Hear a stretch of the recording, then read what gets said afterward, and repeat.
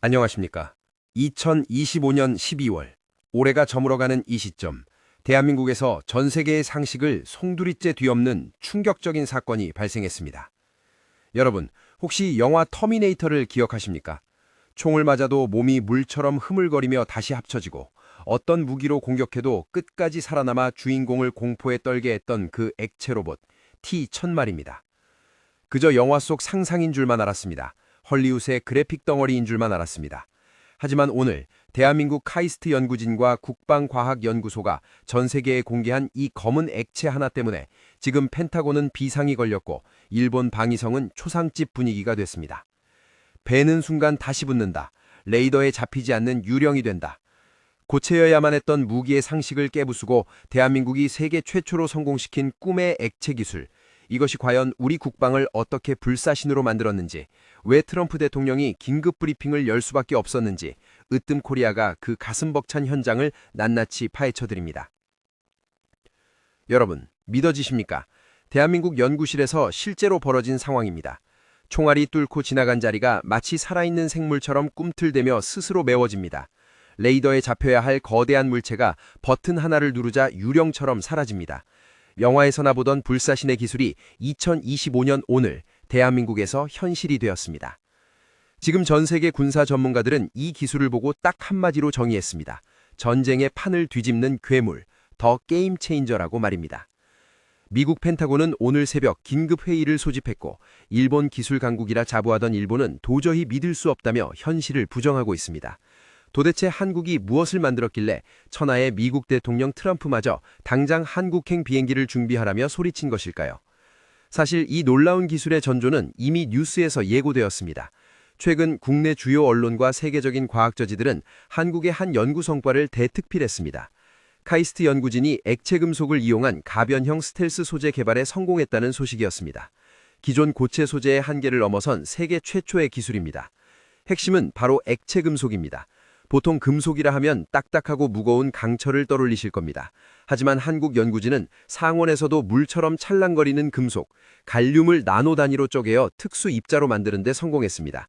이것을 잉크처럼 만들어 바르기만 하면 놀라운 일이 벌어집니다. 첫째, 고무줄처럼 10배 이상 늘어나도 성능이 유지됩니다. 둘째, 스스로 전파를 흡수하는 주파수를 바꿉니다. 적이 어떤 레이더를 쏘든 카멜레온처럼 변신해서 피한다는 뜻입니다. 기존에 미국이 수천조 원을 쏟아부어 만든 스텔스기가 비싼 유리 조각처럼 작은 충격에도 깨지는 애물단지였다면 한국이 만든 이 기술은 밟아도 구겨도 심지어 구멍이 나도 작동하는 좀비 기술인 것입니다. 단순히 논문으로 끝난 게 아닙니다. 이재명 대통령은 이 원천 기술을 즉시 국방에 적용하라는 특명을 내렸고 오늘 그 결과물이 베일을 벗었습니다. 상상해 보십시오. 적의 미사일 파편을 맞고도 스스로 상처를 치유하며 돌진하는 K2 흑표전차, 일본 자위대 레이더망을 비웃듯 유유히 상공을 가르는 KF-21, 그리고 이 모든 것을 가능케 만든 대한민국의 검은 액체. 지금부터 여러분은 강대국들의 상식이 붕괴되고 대한민국이 새로운 군사 표준을 세우는 역사적인 내용을 듣게 되실 겁니다. 구독과 좋아요를 눌러주시면 영상 제작에 큰 힘이 됩니다. 그럼 시작하겠습니다. 지금 전 세계의 전쟁 트렌드는 명확합니다. 먼저 보고 먼저 쏘는 쪽이 이긴다. 그래서 탄생한 것이 바로 스텔스 기술입니다. 적의 눈인 레이더를 속여 내 몸을 지우는 기술이죠. 그런데 여러분, 이 스텔스 기술에 치명적인 약점이 있다는 사실 알고 계셨습니까? 현재 세계 최강이라는 미국의 F-22 랩터, F-35 라이트닝, 대당 가격만 수천억 원을 호가하는 이 비싼 전투기들이 사실은 유리공주님이라는 별명으로 불리고 있습니다. 왜일까요? 바로 스텔스 도료의 한계 때문입니다. 기존의 스텔스 기술은 기체 표면에 전파를 흡수하는 특수 페인트를 칠하거나 타일을 붙이는 방식입니다. 문제는 이 소재가 너무나도 예민하다는 겁니다. 비가 와도 벗겨지고 모래바람이 불어도 흠집이 납니다. 심지어 초음속으로 비행할 때 발생하는 미세한 진동에도 스텔스 코팅에 눈에 보이지 않는 실금, 즉 크랙이 생깁니다. 이 머리카락보다 얇은 금 하나만 생겨도 어떻게 되는지 아십니까?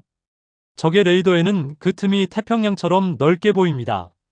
스텔스 기능이 순식간에 마비되는 겁니다. 그래서 미군은 비행 한 번 할 때마다 현미경으로 기체를 검사하고 수억 원을 들여 다시 색칠을 합니다. 돈으로 떡칠을 하는 셈이죠.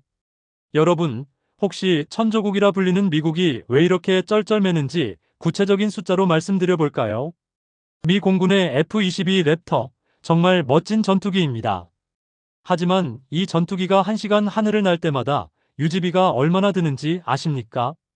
무려 8천만 원에서 1억 원이 듭니다. 국산 중형차 2대 값이 하늘에서 사라지는 겁니다. 그 돈의 대부분이 어디로 가느냐? 바로 그놈의 스텔스 페인트 칠하는 데 들어갑니다. 비행을 마치고 돌아오면 정비병 수십 명이 달라붙어 돋보기를 들고 기체를 기어다닙니다. 눈에 보이지도 않는 미세한 흠집을 찾기 위해서죠. 만약 작은 흠집이라도 발견된다면 그날로 그 전투기는 작전 불가 판정을 받고 경납고 신세를 져야 합니다. 미국 조종사들 사이에서는 이런 자주 섞인 농담이 돕니다. 우리는 적군보다 비 오는 날이 더 무섭다. 습기에 약한 스텔스 도료 때문에 비가 오면 출격을 못하니 세계 최강의 공군이 날씨 눈치를 보는 꼴입니다. 이것이 바로 트럼프 대통령이 밤잠을 설치며 해결하려 했던 고질적인 문제였습니다. 그런데 한국이 이 천문학적인 유지비 문제를 액체 한 방울로 영혼에 가깝게 만들어버린 겁니다. 그렇다면 우리 옆나라 중국은 어떨까요? 시진핑 주석의 지시로 미국을 넘어서라며 독자적인 스텔스 기술을 개발했습니다. 그들은 기체 내부에 복잡한 기계 장치를 넣고 특수 액체를 펌프질해서 돌리는 방식을 택했습니다. 이론은 그럴싸했습니다. 하지만 결과는 처참했습니다. 전장이라는 곳이 어떤 곳입니까? 포탄이 터지고 먼지가 날리는 극한의 환경입니다. 중국이 자랑하던 그 복잡한 펌프와 밸브 시스템은 모래알 하나만 들어가도 멈춰버렸습니다.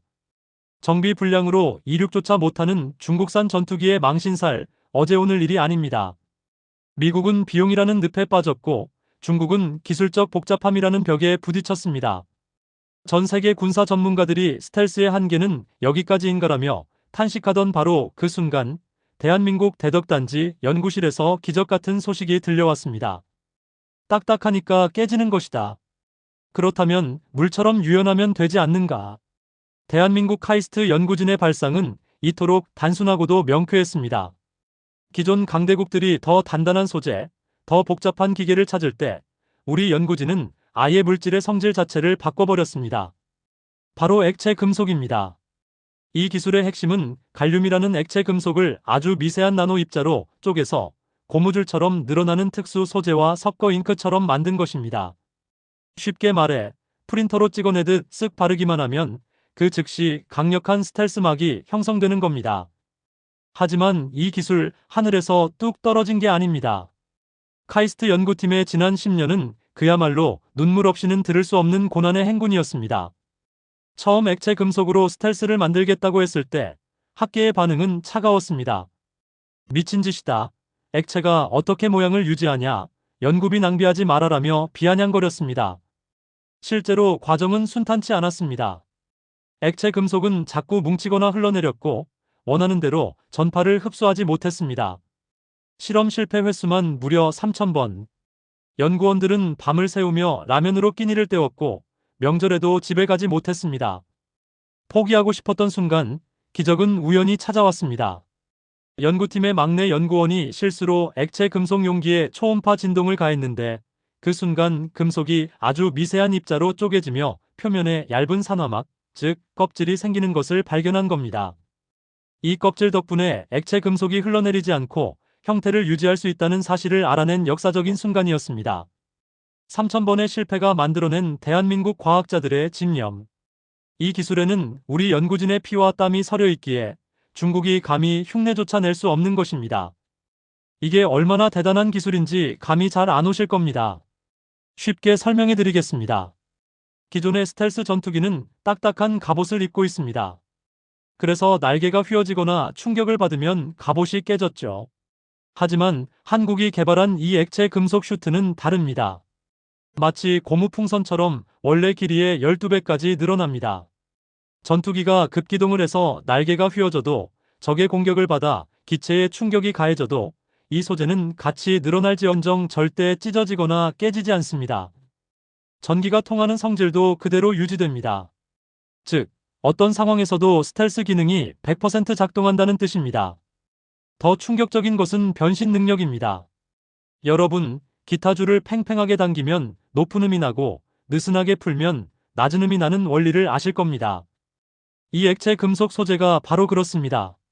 소재를 물리적으로 당겨서 늘리면 소재 내부의 전파 흡수 성질이 바뀝니다. 이게 무슨 말이냐? 만약 적국인 일본이 갑자기 레이더 주파수를 바꿔서 우리 전투기를 탐지하려고 한다면 우리 조종사는 버튼 하나만 누르면 됩니다. 소재가 스스로 늘어나면서 적의 새로운 주파수까지 완벽하게 흡수해버립니다. 미국도 중국도 해내지 못한 능동형 주파수 제어 기술.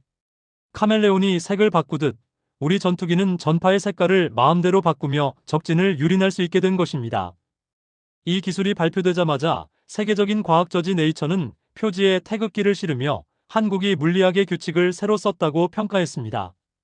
자, 이제 이 꿈의 기술이 실험실을 벗어나 우리 국방에 적용되는 순간을 상상해 보십시오. 현재 대한민국 공군의 자랑 KF-21 보라매는 이미 4.5 세대 전투기로서 뛰어난 성능을 입증했습니다. 하지만 일각에서는 내부 무장창과 완벽한 스텔스 기능이 부족하다며 딴지를 걸기도 했었죠. 하지만 이 액체 금속 기술이 KF-21에 적용되는 순간 이야기는 180도 달라집니다. 기존의 두껍고 무거운 스텔스 도료 대신 종이처럼 얇고 가벼운 액체 금속 필름을 기체 전체에 입힙니다. 무게는 줄어들고 기동성은 빨라지는데 레이더 반사 면적은 파리 한 마리 수준으로 줄어듭니다. 이재명 대통령은 최근 대전 국방과학연구소를 방문해 KF-21의 개량형 모델인 KF-21EX의 시범 비행을 참관했습니다. 그리고 그 자리에서 충격적인 시연이 펼쳐졌습니다. 가상의 적기로 설정된 일본제 F-35가 KF-21을 향해 레이더를 조준했습니다. 삐소리와 함께 조준이 되는가 싶더니 KF-21 조종사가 가변 스텔스 모드를 작동시키자마자 레이더 화면에서 우리 전투기가 감쪽같이 사라져버렸습니다. 현장에 있던 외신 기자들이 장비 고장 아니냐며 웅성거릴 정도였습니다. 조금 더 구체적인 상황을 가정해 보겠습니다.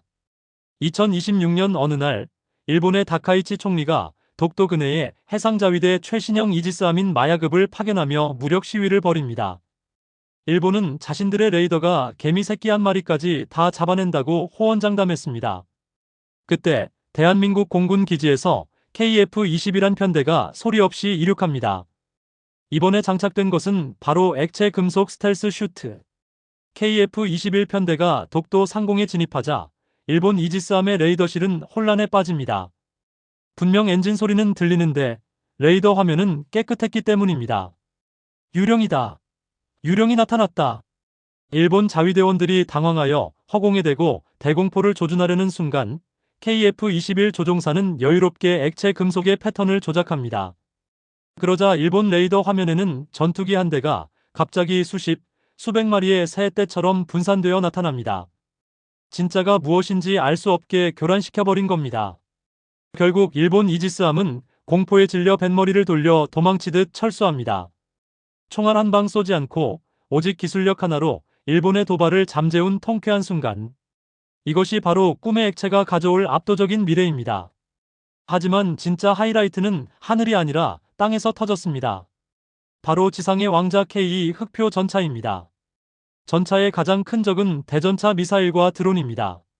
장갑이 아무리 두꺼워도 계속 맞으면 뚫리기 마련입니다. 그런데 한국 연구진은 이 액체 금속 기술을 응용해 자가 치유 장갑의 초기 모델을 선보였습니다. 물론 영화처럼 완전히 박살난 탱크가 순식간에 재생되는 건 아닙니다. 하지만 전차 표면에 입혀진 특수 액체 금속층은 적의 탄환에 긁히거나 미세한 균열이 생겼을 때 액체 특유의 유동성으로 그 틈을 스스로 메워버립니다. 전투 중 장갑에 손상이 가도 전기적 신호를 주면 액체 금속이 흘러들어가 상처를 덮고 다시 굳어버립니다. 스크래치 정도는 1초 만에, 꽤 깊은 홈도 수십 초면 메워집니다. 이는 전차의 생존성을 비약적으로 높여줍니다. 방어력도 방어력이지만 적에게 주는 심리적 공포가 엄청납니다. 쏴도 흠집 하나 안 난다. 한국군 탱크는 괴물이다. 적군 입장에서 이보다 더 무서운 무기가 어디 있겠습니까? 오늘 시연을 지켜본 미 육군 관계자는 턱이 빠질 듯 입을 벌리며 딱 한마디를 남겼습니다. 제기랄, 우리가 쓰던 에이브람스 전차는 이제 고철 덩어리나 다름없다고 말이죠. 자, 상황이 이쯤 되니 바다 건너 미국에서는 난리가 났습니다. 평소 자국 우선주의를 외치며 미국의 기술이 최고라고 자부하던 도널드 트럼프 대통령. 그는 백악관 집무실에서 한국의 시연 영상을 보고 책상을 내리쳤다고 합니다. 보통 미국 대통령이라면 동맹국의 발전을 축하해주는 게 관례입니다만 트럼프는 달랐습니다. 그는 즉시 국방부 장관을 호출해 이렇게 소리쳤습니다. 도대체 우리는 저런 거 안 만들고 뭐 했냐? F-22에 수조 원을 쓰고도 비 오면 벗겨지는 페인트나 바르고 있을 때 한국은 스스로 치유하는 액체 갑옷을 만들었다. 당장 한국 대통령에게 전화 연결해라. 기술 제휴를 맺든 로열티를 주든 저 액체 금속 기술 무조건 가져와라. 천하의 트럼프가 자존심을 굽히고 한국 기술을 구걸하는 상황. 펜타곤의 장군들은 고개를 숙일 수밖에 없었습니다. 미군이 자랑하던 에이브람스 전차가 한국의 K 전차 앞에서 구시대의 유물 취급을 받게 생겼으니 할 말이 없는 것이죠. 미 의회에서는 벌써부터 한국산 액체 금속을 수입해 미군 장비에 의무적으로 적용하자는 법안까지 발의될 조짐입니다. 하지만 진짜 볼만한 구경거리는 바로 옆나라 일본에서 터졌습니다. 일본의 다카이치 총리는 한국의 발표 직후 긴급 기자회견을 열고 이렇게 말했습니다. 액체 금속 스텔스는 과학적으로 불가능하다. 한국이 공개한 영상은 정교하게 조작된 CG일 뿐이다. 일본의 소재 기술이 세계 1위인데 우리가 못한 걸 한국이 했을 리 없다. 현실을 부정하고 싶었을 겁니다. 일본은 그동안 소재 부품 장비, 일명 소부장 강국이라 불리며 한국을 견제해 왔으니까요. 그런데 그 자부심의 근원인 소재 분야에서 한국에게 그것도 30년 이상의 격차로 뒤처졌다는 사실을 인정하기 싫었을 겁니다. 그리고 바로 일본의 한 시사방송에서 전설로 남을 생방송 참사가 벌어졌습니다. 일본의 군사평론가가 출연해 한국 기술을 비웃으며 이렇게 말하고 있었습니다. 액체는 흘러내린다. 중력을 거스를 수 없다. 저 전차는 주행 중에 코팅이 다 벗겨질 것이다. 그런데 그 순간 방송국으로 들어온 속보 하나가 스튜디오를 얼어붙게 만들었습니다. 한미연합훈련 중이던 한국의 KF-21 전투기가 일본 방공식별구역 인근을 비행했는데 일본 자위대의 최신형 레이더가 이를 전혀 탐지하지 못하고 새 때로 오인했다는 자위대 내부 보고서가 유출된 것입니다. 평론가의 얼굴은 사색이 되었고 다카이치 총리의 거짓말은 만천하에 드러났습니다. 조작이라던 그 기술이 실제로는 일본의 눈을 완벽하게 멀게 만든 것입니다. 일본 네티즌들은 지금 패닉에 빠졌습니다. 언제 우리 머리 위로 한국 전투기가 날아올지 모른다. 한국은 이미 외계인의 기술을 얻었다. 라며 공포에 떨고 있습니다. 그렇다면 중국은 어떨까요? 짝퉁의 나라답게 시진핑 주석은 발 빠르게 움직였습니다. 한국 기술을 어떻게든 훔쳐보려 했지만 카이스트의 철통 같은 보안을 뚫을 수는 없었습니다. 결국 중국은 겉모양만 흉내낸 가짜 액체 금속을 만들어 인민해방군에 보급했습니다. 결과는 어땠을까요? 사막에서 훈련하던 중국군 병사들의 갑옷이 뜨거운 태양 열기를 견디지 못하고 줄줄 녹아내리는 촌극이 벌어졌습니다. 흘러내린 가짜 금속이 병사들의 전투복에 달라붙어 화상을 입히고 장비가 고장나는 등 그야말로 아수라장이 되었습니다. 전 세계 언론은 이를 두고 메이드 인 차이나의 한계라며 대서특필했습니다. 한국의 기술은 단순히 흉내낸다고 되는 것이 아님을 중국 스스로 증명해준 꼴입니다. 여러분, 이 기술이 무서운 진짜 이유는 따로 있습니다. 바로 무한한 확장성입니다. 이 꿈의 액체는 단순히 전투기나 탱크에만 쓰이는 게 아닙니다. 상상해 보십시오. 지진이나 재난 현장, 사람이 들어갈 수 없는 좁은 틈으로 뱀처럼 유연한 로봇이 들어갑니다. 기존 로봇은 딱딱해서 걸렸겠지만 이 액체 금속 로봇은 몸을 자유자재로 변형해 틈새를 통과합니다. 구조 활동의 혁명이 일어나는 겁니다. 또한 입는 컴퓨터, 웨어러블 시대의 핵심이 됩니다. 구겨지고 빨래를 해도 성능이 유지되는 이 소재로 옷을 만들면 우리 병사들은 군복 자체가 거대한 안테나가 되고 통신기가 됩니다. 무거운 무전기를 맬 필요 없이 옷만 입고 있어도 위성통신이 가능한 시대. 육지통신의 패권까지 대한민국이 쥐게 되는 것입니다. 군사기술뿐만이 아닙니다. 이 기술은 여러분의 실생활, 특히 안전 문제와도 직결됩니다. 요즘 뉴스만 틀면 나오는 전기차 화재, 얼마나 불안하십니까? 지하 주차장에 전기차만 있어도 가슴이 철렁하시죠. 전기차 배터리가 폭발하는 주된 이유는 배터리가 팽창하거나 충격을 받아 내부가 찢어지기 때문입니다. 그런데 여기에 한국에 늘어나는 액체 기술을 적용하면 어떻게 될까요? 배터리가 부풀어 올라도 소재가 같이 늘어나며 터지지 않고 충격을 받아 찢어져도 액체 금속이 즉시 그 틈을 메워 합선을 막습니다. 즉, 폭발하지 않는 배터리가 탄생하는 겁니다. 전 세계 자동차 업계가 이 기술에 주목하는 이유가 바로 이것입니다. 한국의 기술이 적용된 전기차는 화재 걱정 없이 탈 수 있다. 이 소식이 전해지자 현대차와 국내 배터리 기업들의 주가는 연일 신고가를 갱신하고 있습니다. 중국산 저가 배터리가 판을 치는 세상에서 안전이라는 절대적인 무기를 대한민국이 손에 쥐게 된 것입니다. 자, 그렇다면 이 충격적인 소식을 접한 전 세계 네티즌들의 반응은 어떨까요? 단순히 정부나 언론의 반응이 아니라 진짜 민심을 들여다보면 상황은 더 재미있습니다. 해외 유명 커뮤니티와 뉴스 댓글창은 그야말로 한국 찬양으로 도배가 되고 있습니다. 제가 직접 번역한 생생한 반응들을 몇 가지 소개해드리겠습니다. 먼저 미국의 한 네티즌입니다. 이렇게 적었습니다. 나는 평생 공화당을 지지했고 미군이 세계 최강이라 믿었다. 하지만 오늘 한국의 탱크 영상을 보고 내 믿음이 깨졌다. 우리 세금은 F-35의 페인트 칠에 낭비되고 있는데 한국은 SF 영화를 찍고 있더라. 트럼프, 제발 자존심 버리고 한국한테 배워라. 그렇지 않으면 다음 전쟁에서 우리 아들들은 고철 덩어리를 타고 싸워야 할 거다. 미국인들 특유의 실용주의적인 관점에서 한국 기술을 부러워하는 반응이 주를 이룹니다. 다음은 일본 네티즌의 반응입니다. 현재 일본 야후 재팬에서 가장 추천을 많이 받은 댓글입니다. 아이디 사쿠라 지는 밤님입니다. 솔직히 인정하자. 우리는 졌다. 다카이치 총리는 조작이라고 우기지만 내 눈에는 한국의 자신감이 보인다. 30년 전만 해도 한국은 소니와 파나소닉을 베끼던 나라였다. 하지만 지금 봐라. 반도체, 배터리, 원전, 방산, 그리고 이제는 신소재까지. 한국은 걷고 있는데 일본은 뒷걸음질 치고 있다. 분하지만 한국이 아시아의 리더다. 일본인들의 패배감과 부러움이 절절하게 느껴지지 않습니까? 유럽의 반응도 흥미롭습니다. 프랑스의 한 밀리터리 마니아는 이런 댓글을 남겼습니다. 한국은 지구상의 국가가 아닌 것 같다. 혹시 한반도 지하에 외계인 고문실이 있는 게 아닐까? 어떻게 인구 5천만의 작은 나라에서 이런 괴물 같은 기술들이 1년이 멀다 하고 쏟아져 나오는가? K-팝, K-드라마에 이어 이제는 K-테크놀로지가 세상을 지배하고 있다. 한국인들은 자신들이 얼마나 대단한 나라에 살고 있는지 모르는 것 같다. 네, 맞습니다. 어쩌면 우리만 모르고 있었는지도 모릅니다. 우리가 얼마나 대단한 민족인지 말입니다. 여러분, 역사는 반복된다고 하죠. 저는 이번 액체 금속 갑옷을 보면서 400년 전의 한 장면이 떠올랐습니다.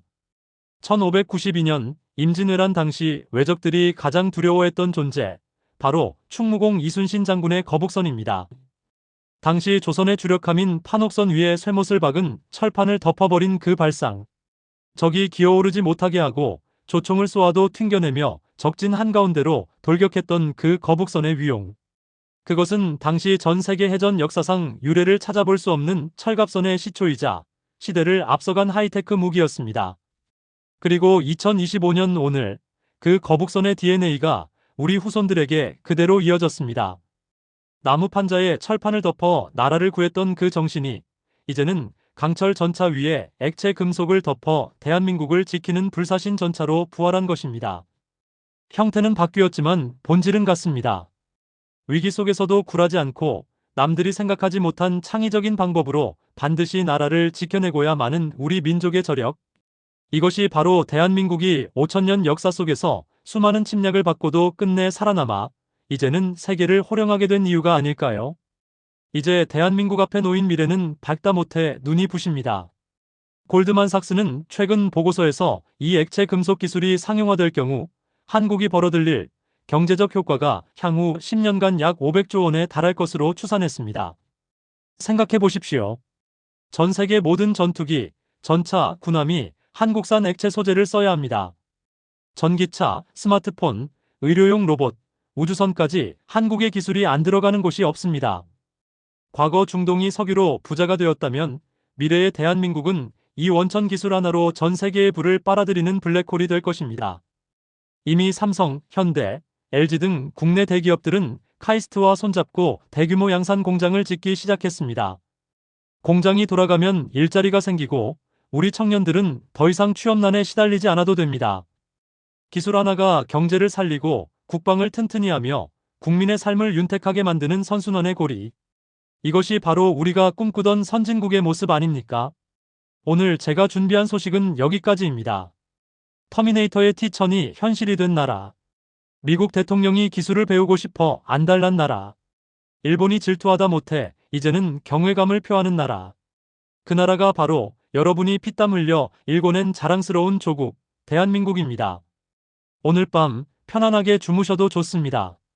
여러분이 잠든 사이에도 우리 국군의 K2 전차와 KF-21은 그 어떤 창과 방패보다 강력한 꿈의 액체를 두르고 철통같이 우리를 지키고 있을 테니까요.